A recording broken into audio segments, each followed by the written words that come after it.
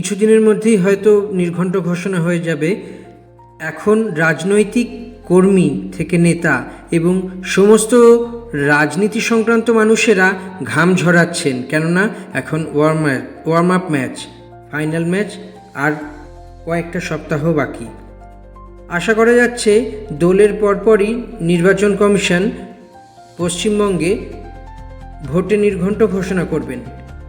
এবার যা সূত্রের খবর এখনও পর্যন্ত আছে যে 3 থেকে 4 দফায় হতে পারে রাজ্যের বিধানসভা ভোট। ফলত আর সময় নেই, একদমই নেই। 25শে ফেব্রুয়ারি পার হয়েছে, আর হাতে সামান্য সময়। এরই মধ্যে শেষ প্রস্তুতি না সেরে ফেললে বিরাট বড় ঘটনা ঘটে যেতে পারে, অঘটন হয়ে যেতে পারে এবং নক্ষত্রপতনও হতে পারে। নক্ষত্রপতন অর্থাৎ কি, এমন এমন সিট যেগুলো ভাবাই যায় না যে হেভিওয়েটরা হারবেন, সেই সমস্ত সিটে অঘটনও ঘটে যেতে পারে। তাই শাসক বিরোধী কোনো দলই কোনো রকমভাবে কেউ কাউকে ছেড়ে দিতে চাইছে না, 1 ইঞ্চিও কেউ কাউকে ছাড়তে চায় না। প্রতিটা ইঞ্চিতে ইঞ্চিতে একে অপরকে বুঝে নিচ্ছে। এই নিয়েই রাজ্যের যে 294টা আসন, সেই 294টা আসনের এক একটা আসনের রসায়ন এক একটা আসনের দিক, প্রান্ত এবং চারদিক সমস্ত কিছুই আলাদা। সিটের চরিত্র আলাদা, ভোটার আলাদা, কি ঘটনা, কি কেমিস্ট্রি বা কি করালে সেই ভোটটা বা সেই সিটের ভোটটা বের করা যাবে, এই নানা রকম পাটিগণিত বীজগণিতের অঙ্কতে এই মুহূর্তে ব্যস্ত যারা রাজনীতি নিয়ে সারা বছর চর্চা করেন, যারা রাজনীতি দিয়ে সারা বছর কাজ করেন। কিন্তু বিষয়টা এটা এতই কি সোজা, অঙ্ক কষলাম আর হয়ে গেল? না, এ তো অঙ্ক নয়।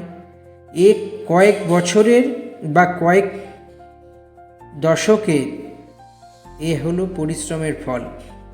মানুষের সংবেদনশীলতা, মানুষের নার্ভ বোঝা, মানুষ কি করবেন না করবেন এবং কোথায় যাবেন, কাকে বেছে নেবেন, কার বিকল্প কে, কার পরিপূরক কে, কাকে আগামী 5 বছরের জন্য রাজ্যের দায়িত্বভার দেখার দায়িত্ব দেবেন সাধারণ মানুষ।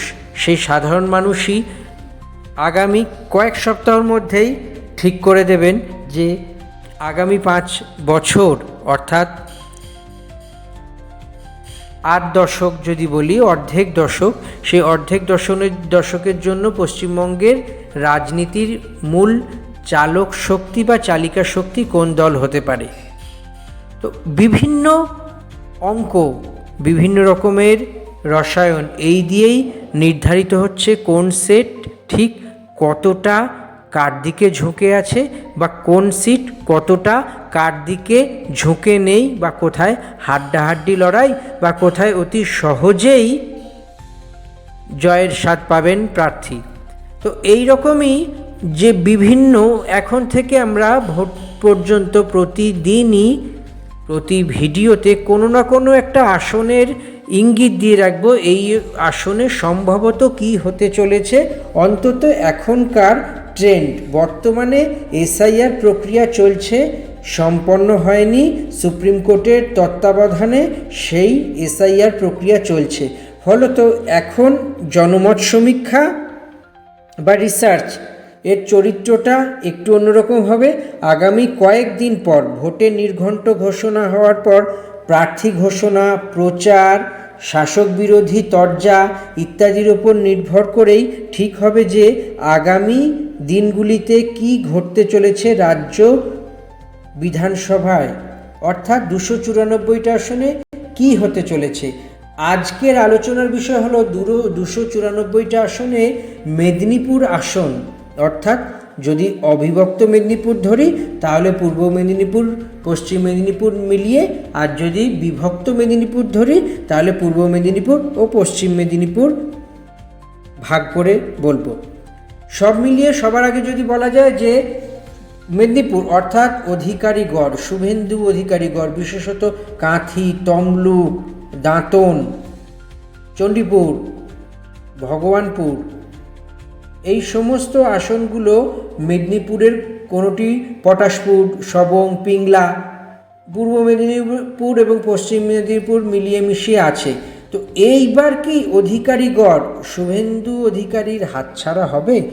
গত লোকসভা ভোট বলছে পশ্চিম মেদিনীপুরে তৃণমূল কংগ্রেসের ভোটের পার্সেন্টেজ ছিল 44.75 এবং বিজেপির ছিল 38.73, অর্থাৎ তৃণমূলের 75.76%, বিজেপির 38.73%, যা 2021 লোকসভা ভোটের নিরিখে বেড়েছে। এবার স্বভাবতই নন্দীগ্রামে অভিষেকের সেবাশ্রয়, এছাড়া তৃণমূলের প্রেস্টিজ ফাইটও বলা যেতে পারে নন্দীগ্রাম, এই সমস্ত কিছু মিলে মেদিনীপুর কি অধিকারীগড়ের হাতছাড়া হবে? শুভেন্দুর বিরুদ্ধে কি অভিষেকের যা দাবার গুটি আছে সেই চাল কি সঠিক জায়গায় গিয়ে সঠিক পড়বে? অভিষেকের ক্ষুরুধা স্ট্র্যাটেজি না শুভেন্দুর রাজনৈতিক অভিজ্ঞতা, কোনটিতে বাজিমাত হবে? অপেক্ষা আর কয়েকটা সপ্তাহর। এখন রাজনীতির যারা বিশ্লেষণ করেন তারা বলছেন যে অধিকারীগড় কি এবার শুভেন্দুর হাতছাড়া হবে? তৃণমূল সেখানে কবজা করবে? নানান অঙ্ক উঠে আসছে।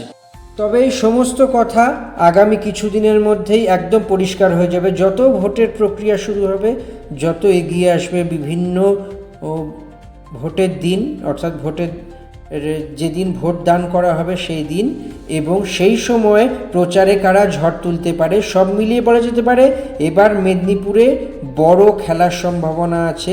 মেদিনীপুরে হয়তো হিসেবও বদলে দিতে পারে। তাই আমাদের হাতে কয়েক সপ্তাহ আছে, আমরা অপেক্ষা করি।